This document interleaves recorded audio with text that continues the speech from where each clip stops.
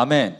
네, 오늘 하나님께서 주시는 말씀은 민수기 8장 5절에서 12절까지의 말씀입니다. 민수기 8장 5절에서 12절까지의 말씀. 저와 여러분들이 한 절씩 교독하도록 하겠습니다. 여호와께서 모세에게 말씀하여 이르시되 이스라엘 자손 중에서 레인을 데려다가 정결하게 하라. 너는 이같이 하여 그들을 정결하게 하되 곧 속죄의 물을 그들에게 뿌리고 그들에게 그들의 전신을 삭도로 밀게 하고 그 의복을 빨게 하여 몸을 정결하게 하고 또 그들에게 수송아지 한 마리 번제물로 기름 섞은 고운 가루로 그 소제물로 가져오게 하고 그 외에 너는 또 수송아지 한 마리를 속죄 제물로 가져오고 레인을 회막 앞에 나오게 하고 이스라엘 자손의 온 회중을 모으고 레인을 여호와 앞에 나오게 하고 이스라엘 자손이 그들에게 안수하게 한 후에 아론이 이스라엘 자손을 위하여 레인을 흔들어 바치는 제물로 여호와 앞에 드릴지니 이는 그들에게 여호와께 봉사하게 하기 위함이라. 레인으로 수송아지들의 머리에 안수하게 하고 내가 그 하나는 속죄 제물로 하나는 번제물로 여호와께 드려 레인을 속죄하고. 아멘. 네, 여러분들 회사에서 사람들을 채용할 때가 있죠, 그렇죠? 이 채용할 때 이 채용하는 시스템에 보면은 여러분들 모두가 느끼셨을 것 같아요. 이것은 사람을 뽑으려고 이제 채용을 하는 것이잖아요. 근데 이 채용 시스템을 보면 사람을 떨어뜨리기 위한 시스템으로 구성되어 있습니다. 예를 들어서 어떤 것이죠? 압박 면접 같은 거라고 예를 들 수 있죠. 네, 뽑기 위함인데 또 다른 한편으로는 떨어뜨리기 위한 시스템으로 주로 구성이 되어 있는 것을 우리는 알 수 있습니다. 그렇다면 그러한 회사에서 내가 뽑히려면 어떻게 해야 할까요? 평가자의 입장에서 생각을 해야겠죠. 나의 입장이 아닌 뽑는 사람의 입장이 되어서 내가 왜 뽑혀야 하는가를 이야기해야 하겠죠. 마찬가지입니다. 우리가 하나님께 쓰임받기를 원하죠, 그렇죠? 오늘 특별히 레위인에 대해서 나오고 있습니다. 레위인은 특별히 하나님께서 특별히 선택을 하셔서 그들을 사용하셨습니다. 그렇다면 하나님께 선택받아서 특별하게 선택을 받아서 하나님께 쓰임받는 사람들의 특징이 무엇인가?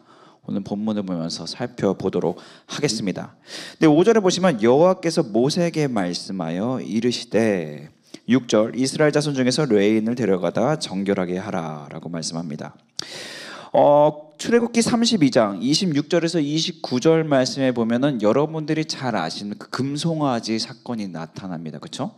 모세가 보이지 않는 그 순간에 기다리지 못하고 계명을 받으려고 올라간 그때에 이스라엘 백성들이 기다리지 못하고 금송아지를 만드는 그 금송아지 사건 때에 그때 충성을 보였던 그 족속이 바로 레위 족속, 레위인들이었죠.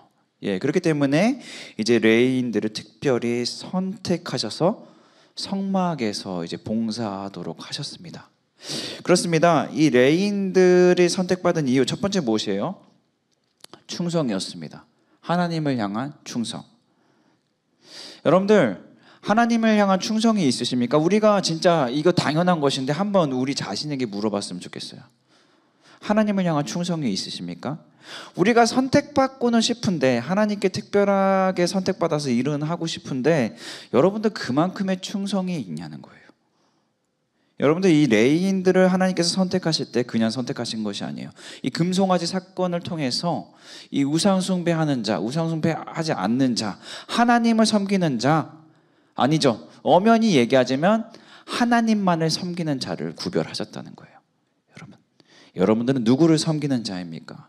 당연한 것이지만 하나님께서 선택하셔서 함께 일하는 자는 하나님만을 섬기는 자인 것이죠. 우상숭배와 멀어진, 아니요, 우상숭배 전혀 하지 않는 사람이라고 말할 수 있습니다.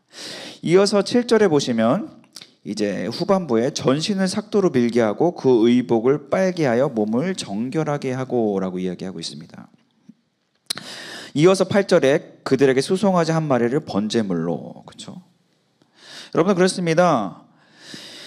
이 수송아지 한 마리라는 것은 우리에게 치자면 어떤 의미일까요? 우리에게는 어떤 의미로 다가옵니까? 굉장히 귀한 것이에요. 어떻게 보면 가장 귀한 것 중에 하나라고도 말할 수 있어요. 그것을 하나님께 이제 바치라라고 하나님께서 하시죠. 또한 모든 털들을 깎죠. 네, 또한 옷도 빨게 하고, 그 이유는 정결하게 하기 위함이라고 이야기하고 있습니다. 여러분들 이 레위인들이 섬겼던 것이 무엇입니까? 여러분들 잘 아시다시피 이 성소의 어떤 기구, 제단에 관련된 일을 하였습니다. 그리고 이제 성전이 이제 형성이 되었을 때, 성전이 만들어졌을 때는 이들이 더 이상 그거에 관한 일을 하지 않고, 이 다윗 왕 때는 이제 레위인 중 한 4,000명이 찬양하고 악기를 연주하는 일을 했다고 합니다. 그렇습니다. 이들은 어떻게 보면 계속적으로 하나님을 예배하는 것에 참여하며 그것으로 봉사하며 살아갔습니다. 그러니까 그들은 근데 어떠야 함을 보여주고 있습니까? 정결해야 함을 보여주고 있어요. 여러분, 이들이 모든 털을 깎고 옷을 빤다고 해서 완전하게 정결해집니까? 아니죠, 사실. 우리가 아무리 옷을 빤다고 해도, 깨끗이 빤다고 해도 그 옷에 먼지가 하나도 없을 수 있을까요? 그럴 수 없죠. 현실적으로. 그렇죠? 털을 완전하게 민다 하더라도 그 털이 하나도 없을까요? 아니요, 그럴 수 없죠. 그렇다면 이것은 어떠한 의미입니까? 7절에 모든 것은 삭도를 밀고 의복을 빠게 한다는 것은, 그것은 상징적인 것이죠. 그러니까 우리가 하나님의 이 사역자로서 섬길 때에 여러 가지 모습으로 봉사하실 때, 그때 우리가 어떠한 태도로 섬겨야 하는가가 나타나는 것이에요. 하나님을 섬길 때 우리가 깨끗이 샤워를 하고 옷을 깨끗이 입고 깨끗이 빠른 옷만 입고 와라 이런 것이 아니라, 우리가 그만큼 정결한 모습으로 와야 된다는 것이에요. 그리고 이어서 뭐라고 얘기해요? 8절에 수송아지 한 마리를 번제물로. 깨끗한 모습으로 충분하지 않고요, 깨끗한 모습으로 어떻게 해야 돼요? 내 삶 속에서 가장 귀한 것을 주님께 드려야 합니다. 여러분, 드릴 줄 알아야 해요. 여러분들 정말 주님께 선택받아서 쓰임받는 자로 살아가기 원하십니까? 그렇다면 여러분은 정결해야 되는데, 이 정결한다는 것은 여러분 우리의 능력으로 되지 않아요. 그러나 우리의 자세는 분명히 필요하다는 거예요. 주님께서 우리를 정결하게 하시지만 우리의 자세 또한 필요하다는 거예요. 이 옷을 깨끗이 빨고 전신에 삭도를 하는 것은 우리의 자세가 어떠해야 함을 보여주는 것이에요. 여러분 그렇죠? 이어서 수송아지 한 마리를 번제물로 드린다는 건 나의 가장 귀한 것을 드릴 줄 알아야 돼요.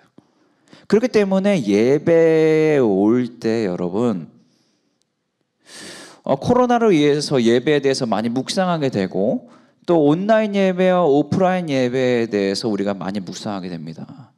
근데 온라인 예배도 예배냐? 그것도 예배죠. 그러나 그 온라인 예배를 드리는 이유와 목적이 만약에 나의 편함을 위해서라면, 나를 위한 목적이라면, 주님이 아니라면 그것은 전신을 삭도로 밀고 의복을 빨게 한 그 정결한 자세가 아니라고 말할 수 있죠. 분명히 성경은 모이기에 힘쓰라고 말씀하고 있고, 또한 상황이 된다면 사실 이곳에서 우리가 모여서 예배드리는 것이 저는 맞다고 보여집니다. 그렇습니다. 우리가 주님께로 나아갈 때 어떻게 하면 정결한 모습으로 나갈 수 있을까? 그 자세를 우리가 고민할 필요가 있다는 것이에요. 이어서 우리의 가장 귀한 것을 주님께 드릴 줄 알아야 합니다. 여러분들 레위인들은 하나님께 선택받은 사람들이었어요. 그 족속들이었어요. 그렇죠? 근데 그들이 선택받은 이유가 무엇입니까?